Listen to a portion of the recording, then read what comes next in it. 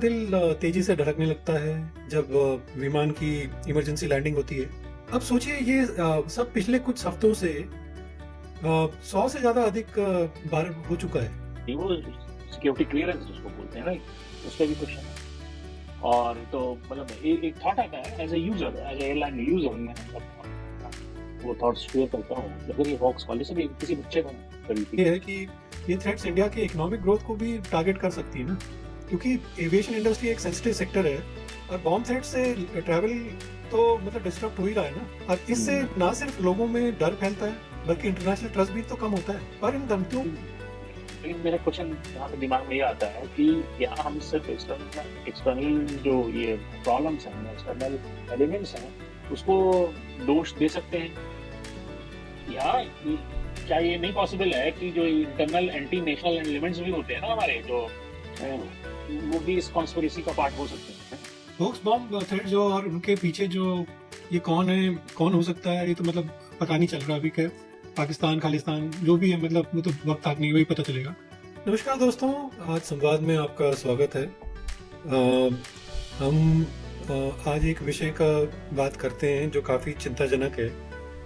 कल्पना कीजिए कि आप एक फ्लाइट में बैठे हैं, आपने अपनी यात्रा की मतलब के लिए उत्साहित हैं जब अचानक घोषणा होती है कि बॉम्ब की धमकी मिली है। आपका दिल तेजी से धड़कने लगता है जब विमान की इमरजेंसी लैंडिंग होती है। अब सोचिए ये सब पिछले कुछ हफ्तों से 100 से ज़्यादा अधिक बार हो चुका है इंडिया में।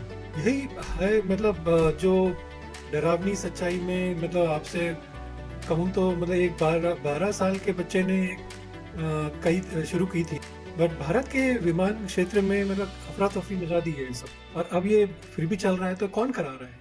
तो आप क्या सोचते हैं, मतलब इसका जवाब आपको चौंका सकता है, और ये टेक्नोलॉजी मनोविज्ञान का रीजन है, या और कोई भू जियोपॉलिटिकल राजनीति जो होती है जिसे बोलते हैं, उसकी जटिल तने बाने की वजह से उजागर किया करता है इसको। तो 100 फ्लाइट्स, हजारों यात्री, करोड़ों का नुकसान, और ये सब जो है कुछ फोन कॉल्स की वजह से हो रहा है।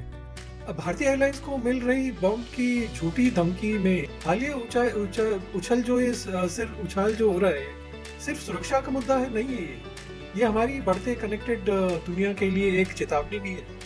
आज हम बात करेंगे उन सब रीसेंट होक्स बॉम्ब थ्रेट्स की जो जिसके बारे में इंडिया की एयरलाइंस को यहाँ एक गंभीर मुद्दा है दोस्तों। तो और सवाल ये उठता है कि इसके पीछे कौन है? क्या ये पाकिस्तान करा रहा है? क्या इसके पीछे खालिस्तानी तत्व हैं? तो चलिए आज इस पे बात करते हैं। आपके साथ मैं हूँ आपका होस्ट परमेश। नमस्कार, मैं हूँ शालीन। तो देखिए परमेश, ये जो हम जो बात कर रहे हैं, ये जो आजकल जो ढेर सारे हमारे हॉक्स कॉल कह लें, या ये कुछ रियल थ्रेट्स भी हो सकती हैं, वी डोंट नो, क्योंकि गवर्नमेंट थोड़ा सा हाँ, मतलब इसको डिस्क्लोज नहीं कर सकती। तो वो हम समझते हैं वो गवर्नमेंट हर चीज डिस्क्लोज नहीं कर सकती है, वो वी अंडरस्टैंड दैट। तो ये जो ये चीजें हैं ये काफी सीरियस है। और हो क्या रहा है कि हमारी इंडियन एयरलाइंस को जो ढेर सारी धमकी मिल रही है, राइट, होक्स कॉल भी हो सकती है, जो भी है, तो उसमें बहुत ज्यादा सर्ज आया, बहुत ज्यादा बढ़ती जा रही है।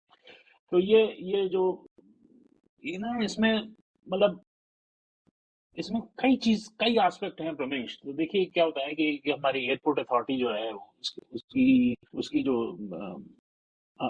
सुरक्षा वाली जो जांच होती है हमारी, वो सिक्योरिटी क्लियरेंस जिसको बोलते हैं, राइट, तो उस पर भी क्वेश्चन है। और तो मतलब एक थॉट आता है as a user, as airline user, मैं मतलब मैं अपने आप को थॉट्स शेयर करता हूँ कि अगर ये हॉक्स कॉलेज से भी किसी बच्चे ने करी थी, वो इंडियन गवर्नमेंट ने शेयर की थी, तो मेरे दिमाग में आता है कि अगर आपकी सिक्योरिटी स्ट्रांग है नहीं तो तो शालिन, बात ये है ना कि देखो सिक्योरिटी हमारी पुख्ता ही होगी, बट लोग तरीका तो ढूंढ ही लेते हैं ना अंदर जाने का। इंडिया में जैसे अब कोई करप्शन की वजह से या कुछ किसी ने पैसे दे के किसी को कर दिया, भाई किससे तो हो ही है ना। सुरक्षा तो पहले भी थी। तो पिछले कुछ हफ्ते में जो ये समस्या बहुत बढ़ रही है, लगभग मतलब जैसे 100 से ज्यादा उड़ानों को इन झूठी धमकियों का सामना करना पड़ रहा है। तो ये मतलब इनको लाइटली नहीं ले सकते। खासतौर पे इंडिगो, जैसे इंडिगो है, एयर इंडिया है, स्पाइस जेट जैसे बड़े कैरियर्स हैं, सबसे ज़्यादा निशाने पर रहे। और जब हम ऐसे थ्रेट्स देखते हैं तो ज़रूरी है कि हमें समझने की ये की जो ज़रूरत है कि ये केवल मतलब रैंडम इंसिडेंट्स नहीं है। जब भी ऐसे स्पर्ट्स होते हैं शालीन, कुछ स्पेसिफिक वजह होती है, या कुछ पॉलिटिकल या स्ट्रेटेजिक एजेंडा के साथ ये सब कुछ हुआ जाता है। सबसे पहले सवाल ये उठता है कि क्या पाकिस्तान के तत्वों का इसमें हाथ हो सकता है? हमारे रिश्ते पाकिस्तान के साथ अक्सर तनावपूर्ण रहते हैं। पिछले कई सालों में पाकिस्तान का कोवर्ट ऑपरेशंस का प्रॉक्सी के थ्रू जो है इंडिया में इंस्टेबिलिटी फैलाने का रिवाज भी रहा है। तो क्या ये भी उन्हीं की टैक्टिक्स हो सकती है क्या? देखिए रमेश, बात तो कुछ कुछ सही है, लेकिन कुछ होते हैं मतलब क्रिकेट माइंड के लोग होते हैं, इस तरह के काम करते हैं। और पाकिस्तान से ये काम बहुत होता रहा है हिस्टोरिकली। इसमें I will not be surprise अगर ये फिर से पाकिस्तान और या खालिस्तान टाइप का एंगल निकलता। तो लेकिन क्या है ना कि देखिए, धमकियां जो है इतनी ज्यादा हो गई हैं कि गवर्नमेंट को भी इस पर ध्यान देना की। हम्म। और दूसरी चीज क्या है कि उन्होंने ये भी मेंशन किया कि अराउंड 20 से ज्यादा एफआईआर रजिस्टर करी जा चुकी हैं इस मामलों में। तो देखिए, ये एक बड़ा इंपॉर्टेंट डेटा है। 20 से ज्यादा एफआईआर रजिस्टर किए, यानी कितने केसेस उन्होंने इन्वेस्टिगेट किए होंगे। 20 केसेस को पिन डाउन कर रखा है जो एफआईआर में ट्रांसलेट हुई। और सिर्फ इतना ही नहीं नहीं शालीन, उनको मतलब उन्होंने ये भी तो कहा था कि धमकियों को कम धमकियां देने वालों को मतलब जेल में भी डाला जा सकता है। हम्म। इंडियन पीनल कोड जो अब मतलब नए भारतीय न्याय संहिता है, उसके जो तहत है मतलब 3 साल की सजा आई थिंक का प्रावधान है। पर शालीन, क्या तुम्हें लगता है कि ये सिर्फ किसी बड़े षड्यंत्र का हिस्सा हो सकता है? देखिए, फॉर्चुनेटली अभी तक तो किसी किसी कॉन्स्पिरेसी और एनी कॉन्स्पिरेसी, बिग और स्मॉल वॉट एवर, का अभी तक तो कोई प्रूफ तो मिला नहीं है। Fortunately, I will say fortunately. अभी जो जो अभी तक जो अनर्थ हुआ है, जो गवर्नमेंट ने ऑफिशियल स्टेटमेंट दिया है, उन्होंने कहा है कि 12 साल का जो है टीनेजर, टीनेजर भी नहीं हुआ ना 12 साल का, अभी तो होगा आगे चल के। बच्चा नाबालिग ही हुआ। बच्चा है वो, नाबालिग बच्चा है वो। बॉम्बे में, मुंबई में वो पकड़ा गया है। जो तो जो उनमें उड़ानों को आगे 3 और 4 एयरलाइन की फ्लाइट को वो हम्म। जो है वो थ्रेट हुआ, कॉल क्रिएट कर रहा था, जिसका जिम्मेदार था वो। और उसने क्या किया था कि व्हाट्सएप पर फेक अकाउंट बनाकर ये धमकियां देता था। लेकिन देखिए, क्या है कि इस बात से इनकार नहीं किया जा सकता है हमें कि किसी और भी बड़े प्लान का काम चल रहा हो, क्योंकि नहीं, सिर्फ 3 थे ना ये।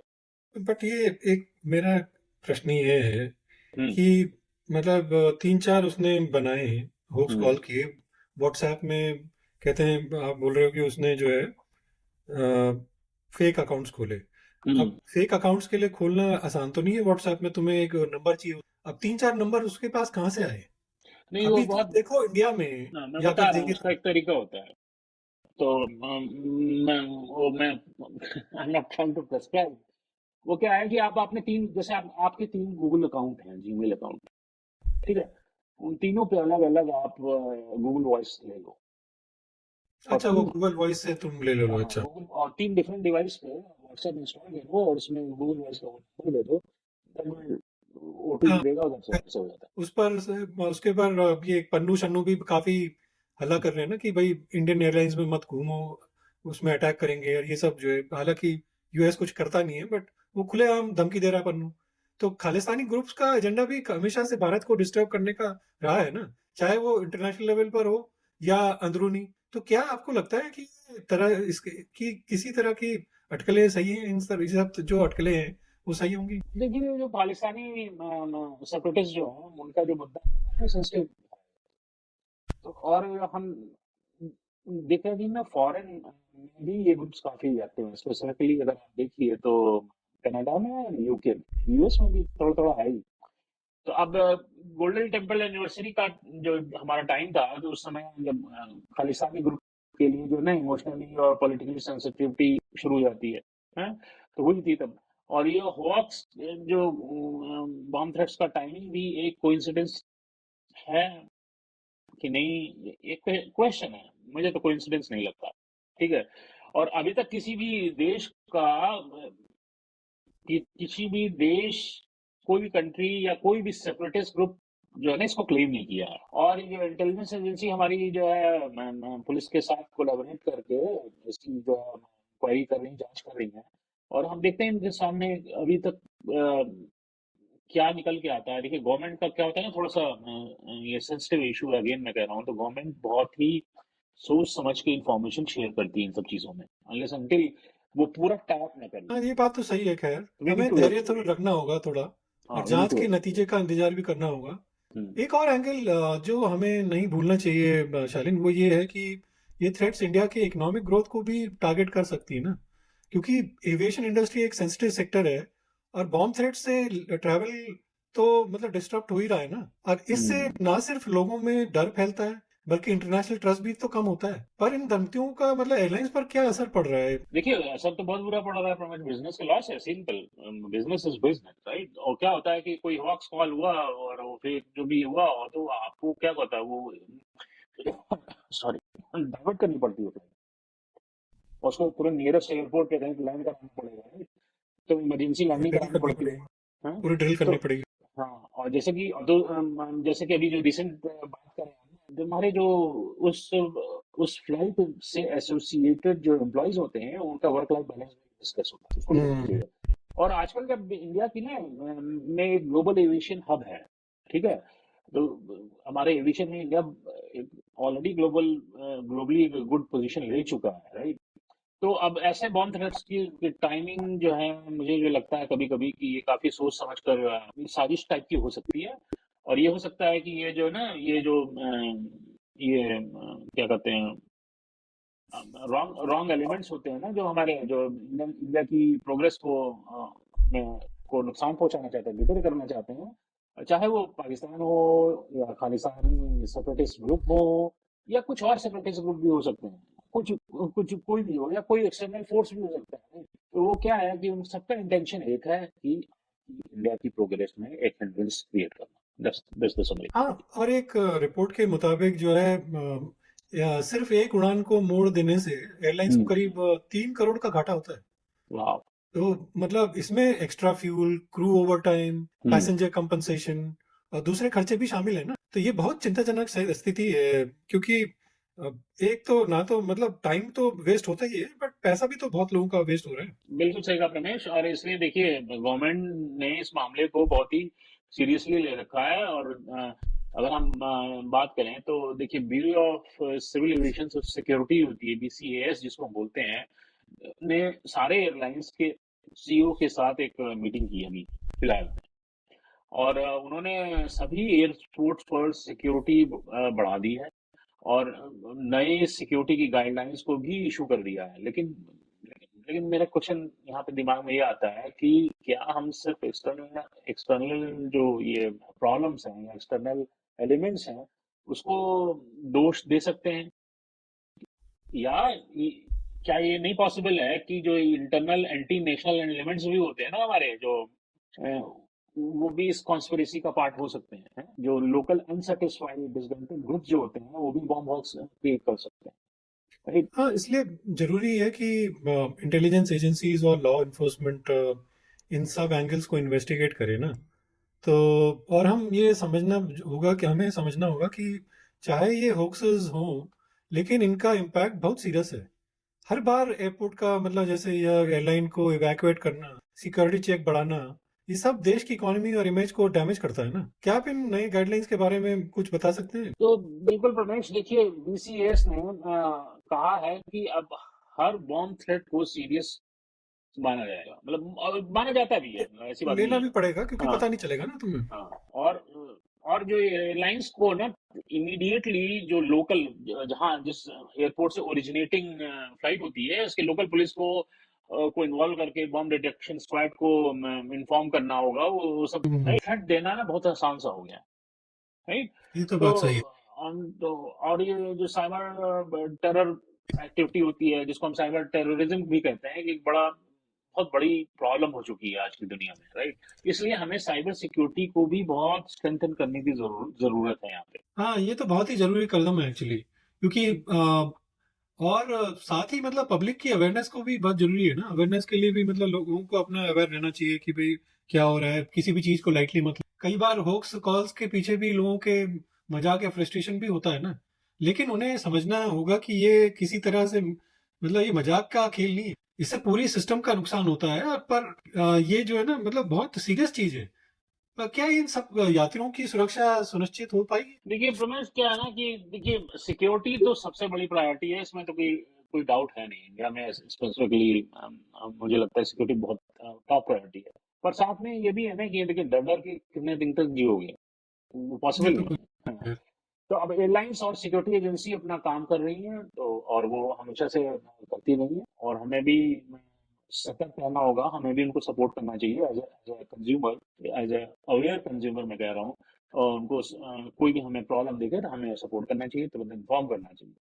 और सो दैट सिक्योरिटी एजेंसीज इस पे एक्ट कर सकें। देखिए एक एक एक ऑफ ऑफलाइन चीज मैं बताऊं प्रमेश, एवरी डे में मतलब ये कोई ऑफिशियल स्टेटमेंट नहीं है, एवरी डे न जाने कितने इस तरह से कॉल्स या इस तरह से सिक्योरिटी की इश्यूज आते होंगे जो गवर्नमेंट हैंडल कर लेती है, हमारी एविएशन इंडस्ट्री हैंडल कर लेती है, हाँ जो हाँ, हमें नहीं सही पता बात। चलता। तो सही बात सुरक्षित है। रखिए, और अपनी एजेंसीज को, अपनी सरकार को सपोर्ट, यही सबसे ज्यादा अच्छा कंट्रीब्यूशन हम कर सकते बिल्कुल सही कहा शालिन, बट ये एक मतलब बहुत गंभीर समस्या तो है ही। होक्स बॉम्ब थ्रेड जो और उनके पीछे जो ये कौन है, कौन हो सकता है, ये तो मतलब पता नहीं चल रहा अभी। खैर पाकिस्तान खालिस्तान जो भी है मतलब वो तो वक्त तक नहीं, वही पता चलेगा। सभी एस्पेक्ट को ध्यान में रखते हुए मतलब सुरक्षा एजेंसी जो है हमारी काम कर ही रही है, और उनको मतलब टाइम लगेगा, तो हमें आई थिंक गवर्नमेंट का सपोर्ट करना चाहिए और इस समय सतर्क रहना चाहिए। इन सब चीज़ों से अगर कोई करा रहा है तो मजाक में, तो वो सब नहीं करना चाहिए। हैं। देखिए मतलब मैं अपने व्यूअर से कहना चाहूंगा कि देखिए उम्मीद करते हैं कि ये डिटेल्ड एनालिसिस सिक्योरिटी थ्रेट पे होक्स कॉल है क्या है, आपको पसंद आई होगी। और तो अगर आप इस तरह की more detail analysis, unbiased analysis हमारे से सुनना चाहते हैं, तो प्लीज हमारे चैनल को सब्सक्राइब करें, अपने वीडियोस को लाइक करें, और अपने थॉट प्रोसेस, अपने अपना फीडबैक कमेंट्स के फॉर्म में हमें शेयर करें। हाँ, और याद रखिए सर कि सतर्क रहें, पर भयभीत ना हों। फिर मिलेंगे एक और एपिसोड में। तब तक के लिए सच्चाई से जुड़े रहें और आज संवाद करते रहें। नमस्कार, जय हिंद। नमस्कार।